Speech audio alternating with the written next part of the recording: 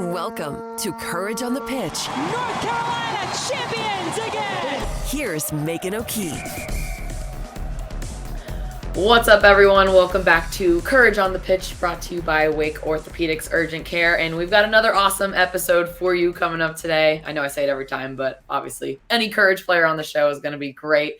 And we've got a new face on the show, a new face to the Courage. Jorian Baucom is our guest today, and she's coming to us from Racing Louisville, and she was with them all last season. Before that, she played with Houston, and before that, she played overseas in Germany. So we talk all about her roller coaster of a soccer career so far as a professional, and we touch on her incredible fashion sense, which I certainly need all the help I can get. If you're familiar with the show, I am definitely asking for advice all over the place for that. So she shares her advice there, as well as her obsession with video games. So we talk all about that and so much more. But before we get to that conversation, let's do a really quick recap. The Courage had a preseason scrimmage last week against ECU, and they dominated with a 4-0 win. So everyone's talking about how this Courage roster is stacked with defenders, obviously tons of defenders, and they're incredible. But we saw with this result, definitely a lot of offensive presence for the Courage, which is exciting to see, especially with the season coming up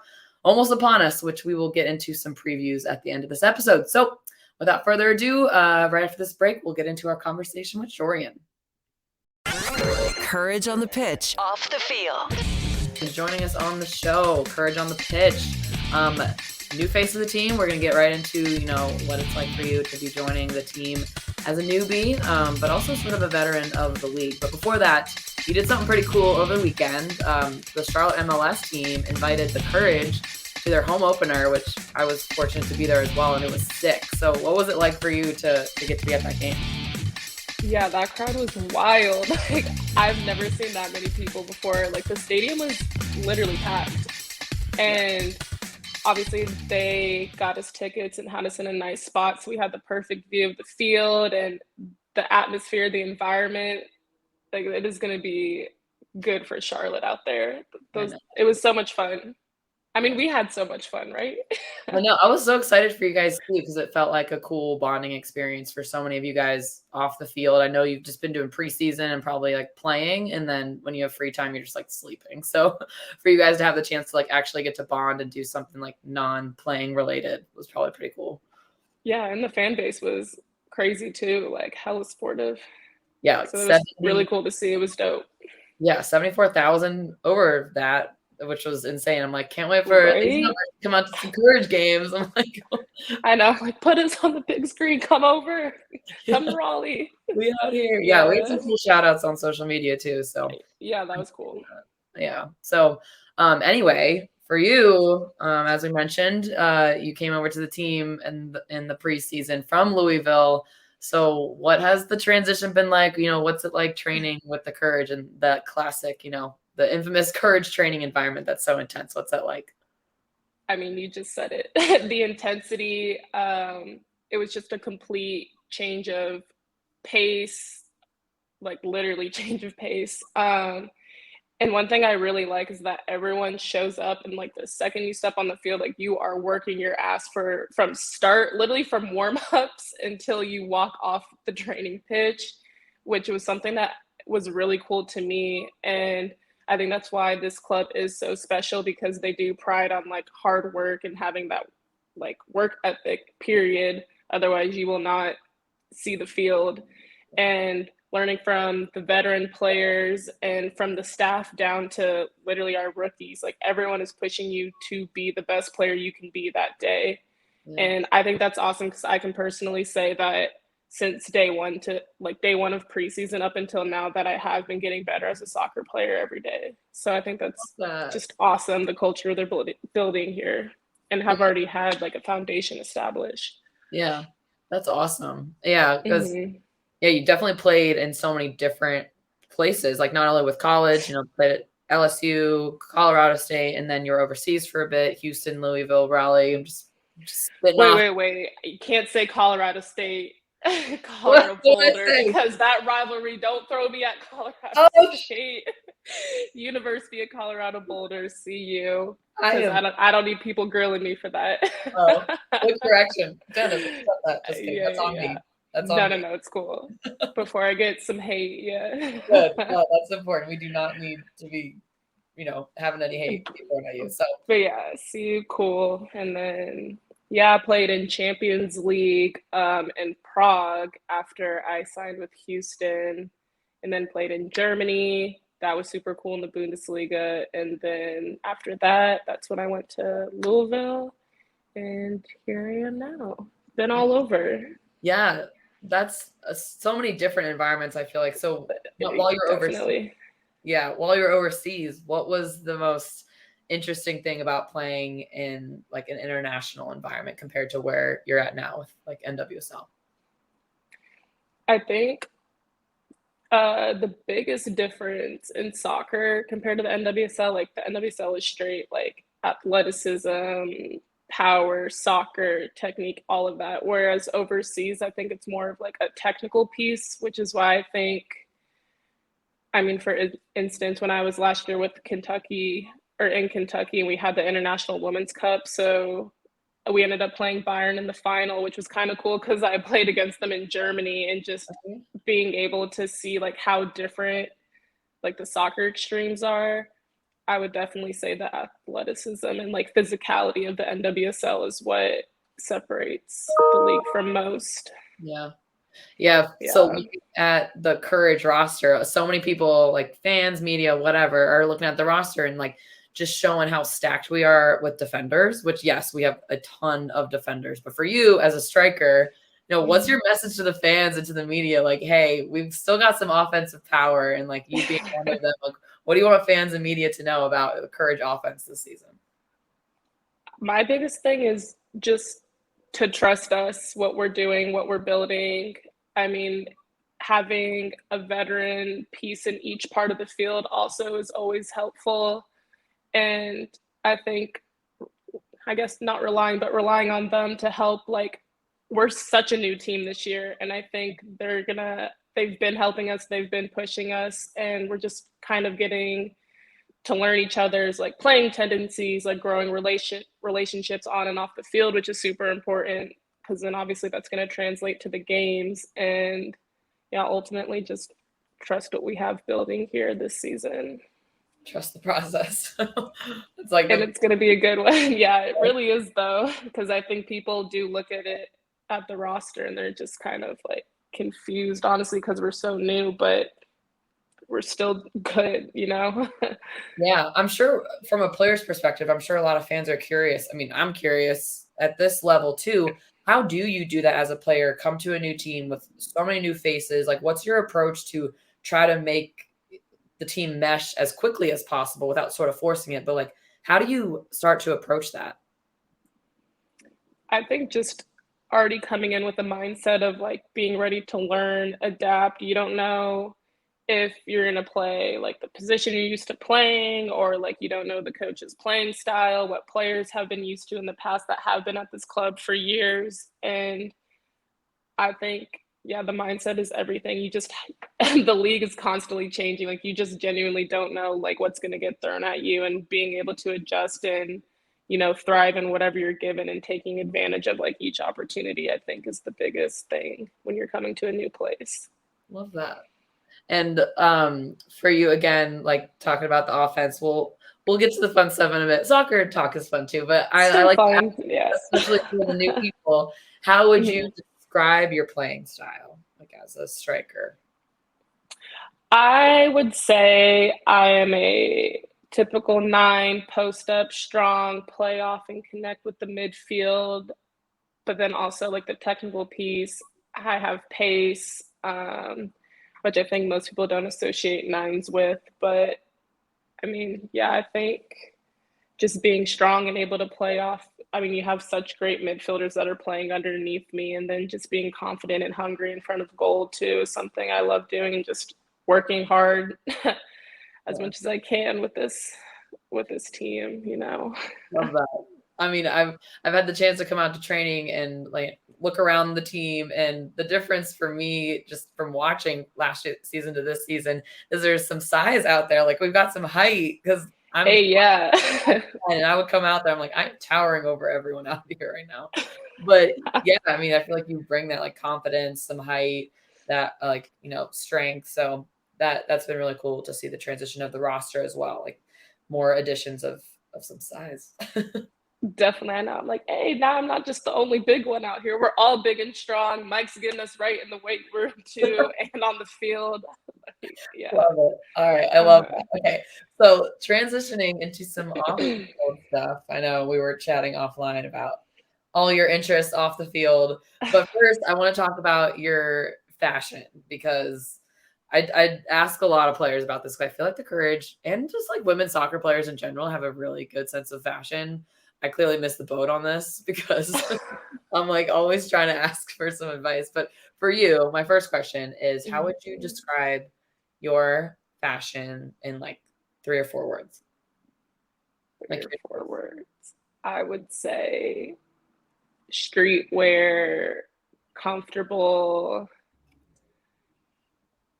sneakers, and, and yeah, I don't know. That's it. Like that's literally all I do. I'm like, when in doubt, just try to look as drippy as possible. But streetwear for sure. But then you also got to switch it up, because then it's like, don't get me wrong, I can, throw on the dress and heels and pop off too. So gotta have both.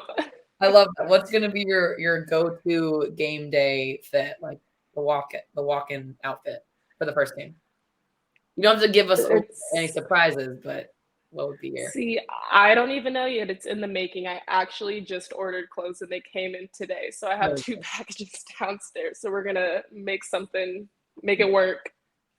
But definitely it's gonna be, I gotta have a fit every game, That's what I love to do. So yeah, it's literally just a stay tuned. I honestly like decide like the day before because I'm just like overwhelming myself and like trying different shoes and styles, and then I end up usually just picking with what I started with. But your heart knew. Whatever.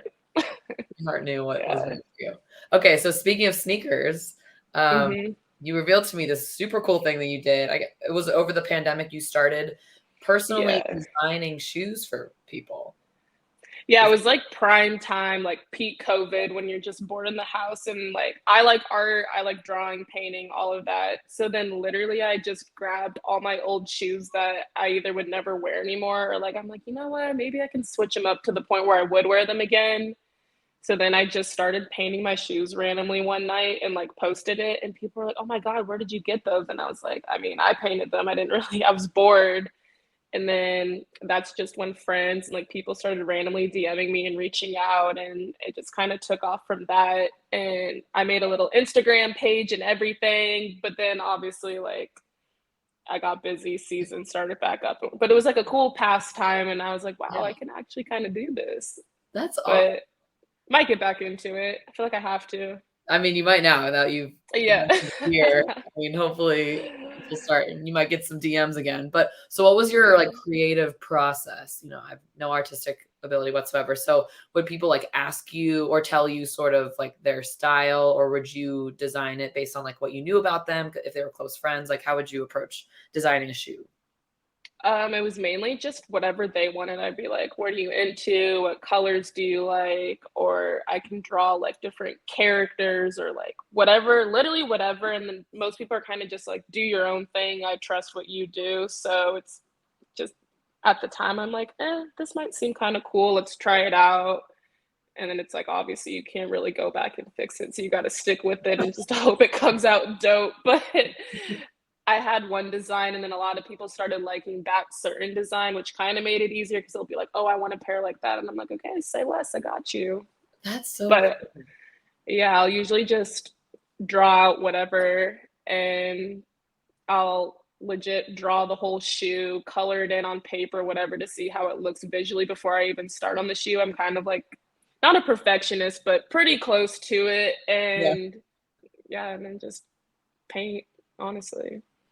That's so impressive. So were they mostly like, I'm envisioning like Nikes, those type of sneakers, or were people trying to give you like some random shoes? Like, I don't know how to paint a bird. I know, I was kind of nervous that people would send me some random ass shoes, but no, they're mainly like Air Force Ones, like high tops, low tops, and then like Jordans, Yeah. but it was mainly like the Air Force shoe because that's a lot easier to paint on. Yeah. But I mean, That's, I haven't tried a different shoe, but yeah. I mean, that clearly shows like your artistic ability, because people are out here so protective of their Nikes. Like they don't even want to crease them, let alone like get them in the dirt. So like, here you go. Facts. I I was like, okay. Oh, it does, because it's literally like you're doing this on a shoe. At least when you're drawing, you can like erase or fix your mistake. And it's like, nah, you got to get this right. And yeah, but it was cool. What's the Instagram It handle? is. This is kind of embarrassing. Yeah. Okay, I could not think of a name. I mean, we could still go to it and check it out, but it's Kicks, but like the S is a Z. Nice. So it's like Kicks by Jory B. Okay, I like it. So now that I'm saying it out loud. Like, it looks cool. Don't say it out loud. Cool to handle. But yeah, that's the ad. I mean, I haven't posted anything probably since like over a year, but still check it out. I got a little some on there. There you go. All right, you might get some purchase. We'll see. All right, cool. Yeah. Well, I mean, stand by for all your DMs. You're about to get flooded in. Oh, can't wait. Accepting them all. Because I'm sure you have so much free time with the season coming upon us. So But much. In other news, you also have quite the affinity for gaming on and off the field. So you're a big gamer of video games. When did this love come about? I know. I think at this point, like literally everyone knows that I'm a gamer because I just have no life. I literally sit in my room and just play video games, or someone will be like, you didn't call or answer my call or text because you were on the game, weren't you? And I was like, at least y'all know, because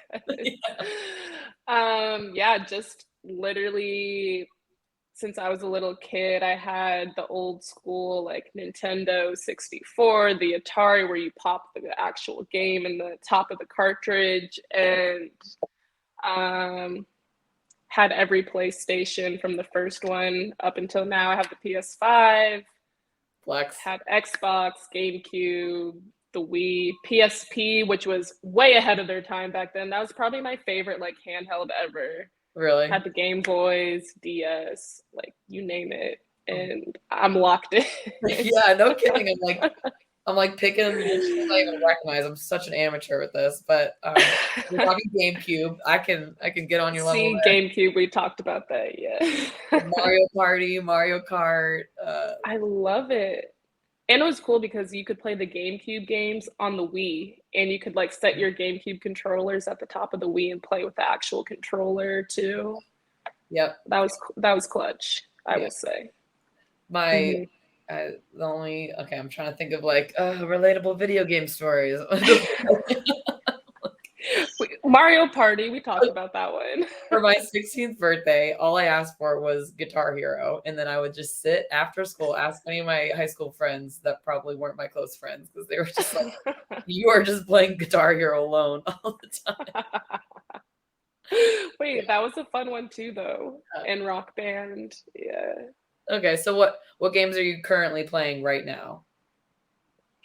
I'm kind of like all over the place. So on my PS5, I play mainly Call of Duty, which I think also most people know. Call of Duty, Mortal Kombat are kind of my main, Assassin's Creed. And then on my Switch, I have Mario Kart, Pokemon, Super Smash Bros. Yeah. Like every Mario game possible I probably have on my Switch, but nice. Variety. No kidding. So we're getting deep here. What is it about video games that, you love so much? Is it like, escape from reality, or is it just like a competitive thing because you're an athlete? Like, what is it about video games that you have this much passion for it?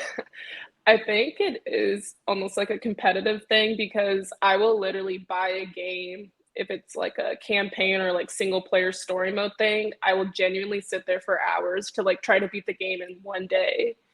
But then it's like, damn, I beat it in one day, so now I have to get a new game. Like I just have no chill. It's either I'm locked in and I'm gonna beat it, or like I probably won't play it again because I'm not into it. But yeah, it's fun. I don't have to sounds bad. Like I don't have to like talk to people. Like I'm just in my own gaming world and it's just fun. I don't know. I guess just because I grew up doing it all the time. Yeah. But don't get me wrong, I did go outside, y'all. Like I did play outside 24/7, but when you had to be in by the time the lights came on, then I was back on the games. I'm like, someone need to check on her. Do you have a roommate? Or you just Yeah.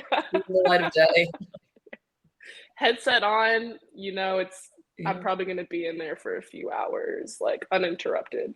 Well, speaking of like handles or names, did you have like a gamer name? I always want to make a really cool one, but then I'm basic. Mine is literally just Jorian Nicole, if anyone wants to add me, But then I'm also like, damn, I just put my whole name out there. Oops, Whatever, that's my gamer handle. Because usually they're cheesy. I'm like, what do I make? Like gamer girls, soccer, like I don't know. I'm not that creative with the names. Okay. Yeah, I don't even want to talk about what my AIM screen name was. Oh my god. Yeah, mine was soccer girl Jorian. Like, are you kidding me? That's embarrassing. Yeah, you gotta make sure everyone knows. For red card, yellow card. All right, well, this is a perfect transition into our game that we're gonna play called Yellow Card, Red Card / Play On. So I'll give you a category, 3 things within that category, and you either give out a red card, which means it's got to get out of your life. There's no more of that. Yellow card, it needs to stay in your life, and then Play On is like, I 100% need this. But yellow card's kind of like the middle. I'm okay if it's there, if it's not. But okay, cool. Okay. So we got 3 categories. We'll start with I was gonna do favorite off day activity. So we're either shopping for some cool hipster cool girl outfits, playing video games, or drawing and painting. Wow, like those are all my favorite things. So I have to. Got it. Okay. Video games, like I have to have that. Play on. So, play on with the video games. I feel like I'm gonna be like a 50-year-old woman still like in the gaming chat going off on people playing. Yikes. But You're good at it, yeah. okay. Shopping or art.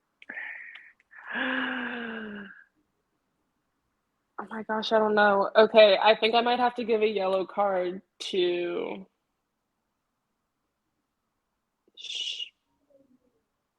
shopping, maybe. I have such a bad shopping habit. So I think that has to stick around. Like I gotta buy my sneakers, my clothes. I miss that. Dang, but red carding art. That's sad. Let me switch those two. That sounds really I'm gonna switch those two. Okay. I think your bank account will appreciate switching it. Yeah, that's what yeah, at the end of the day, I'm like, my card doesn't need it. Dang, I did not realize that would be such a stump one. But all right, moving on. Oh no, sorry. Ooh, okay, next one. Next one, fashion brand. Staying on brand with fashion brands. I am so lame. I didn't know what any of these were. Palm Angels, Boohoo, Off-White. If anyone's listening and knows, they have better fashion sense than me. Okay, well, to be fair, like majority of my online shopping is from like European sites, so maybe that's why. But okay, I have to stick with my Boohoo. That's my main streetwear go-to, so we'll play on with that. Off-White, yellow card, RIP Virgil. I can't red card that. He's done too many great things. And then I guess I'll have to red card Palm Angels, which is a very cool streetwear site, by the way. Just check it out. Okay. But yeah. Hashtag this is not an ad. We're just showing our support. If they want to sponsor, or I was about to say, hey, but if you are listening, we'll send it their way. Okay. Last one to wrap it up. We kind of touched on this, but it might be another doozy for you. Video games. We got Call of Duty, Mortal Kombat, and Mario Kart. Skirt. I know. Gotta keep the OG classic. Okay, play on with Call of Duty. I'll never stop playing that. Just have to. And then Yellow Card, Mario Kart. Just such an iconic game. Thank you. And then, yeah, I guess, sorry, Mortal Kombat, got to get rid of you. But I do still really love Mortal Kombat. I dressed up as one of the characters for Halloween like 2 years ago. Really? Fun fact. Nerdy fun fact. I feel like we learned so much in the last, like 20 minutes. That's great. I know, right? Yeah. All right, cool. I definitely did. We'll have to do a part 2. All right. Well, that's a wrap with our chat with Jorian. Thanks for being on the show. Go shopping or do art things. I'm sure I'm about to go pick up my new clothes. I'll have to show you what I got. Yes, stay tuned on the Instagram. Well, let people know where they can follow you. What's your Instagram handle? Just at Jorian Baucom. Again, super simple, Simple. Easy. Yep. We love it. Mm-hmm. Thank you. That was fun.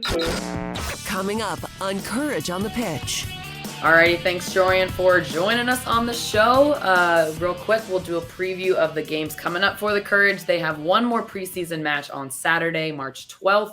This will be open to the public at Wake Med Soccer Park. Almost said our sponsor, Wake Med Orthopedics Urgent Care. Gotta tag them again there. But the Courage's preseason match on Saturday, again, open to the public.